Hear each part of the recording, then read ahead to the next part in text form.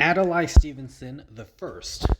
Adlai Stevenson was the Vice President of the United States. He was the 23rd Vice President of the United States, and he was the Vice President during President Grover Cleveland's second term.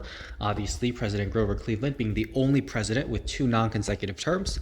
Grover Cleveland having been president from March 4th of 1885 to March 4th of 1889. That was when he was the 22nd president, and when he was the 24th president, he was the vice president from March 4th of 1893 to March 4th of 1897.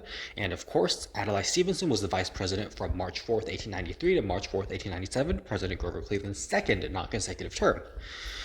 And of course, President Grover Cleveland's first vice president during his first non-consecutive term had been the late Thomas Hendricks, who had only been vice president for 8 months until he died. And so Adlai Stevenson, vice president to Grover Cleveland during his second non-consecutive term. And Adlai Stevenson was, of course, also the grandfather of Adlai Stevenson II. And Adlai Stevenson II was the Democratic presidential nominee in both 1952 and in 1956. And Adlai Stevenson II lost both times to Dwight Eisenhower. So this one, Adlai Stevenson I, is the grandfather of the Democratic nominee in 1952 and 1956, the one who lost to Dwight Eisenhower both times. And so the grandfather, Adlai Stevenson I, was actually the Vice President of the United States from March 4th of 1893 to March 4th of 1897. And Adlai Stevenson I is one of the people who ran for vice president again, non-consecutively.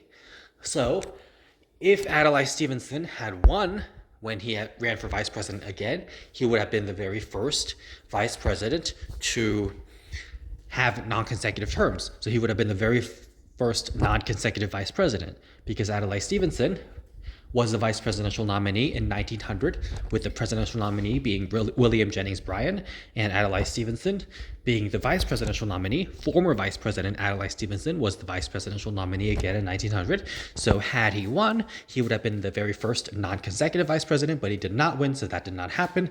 But it would have been very interesting, of course. So Adlai Stevenson, vice president to President Grover Cleveland during his second non-consecutive term, and grandfather to Adlai Stevenson II, who was a Democratic nominee in 1952 and 1956. And of course, Adlai Stevenson I, was also the vice presidential nominee again in 1900, but he failed. So if he had won, he would have been the first non-consecutive vice president.